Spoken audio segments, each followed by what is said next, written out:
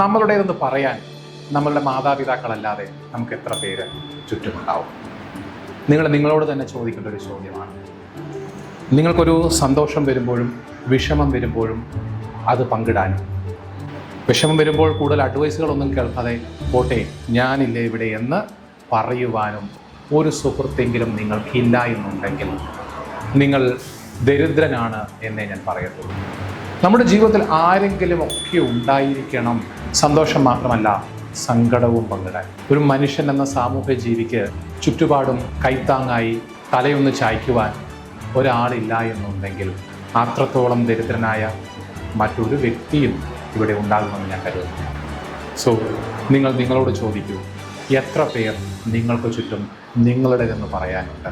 പ്രശ്നങ്ങളിലും പ്രാരാബ്ധങ്ങളിലും സന്തോഷങ്ങളിലും വിജയങ്ങളിലും ഒക്കെയും ചേർന്ന് നിൽക്കുവാനുണ്ട്. അങ്ങനെ ഒരാളും നിങ്ങൾക്കില്ല എന്നുണ്ടെങ്കിൽ പ്രശ്നം നിങ്ങളുടേത് തന്നെയാണ്.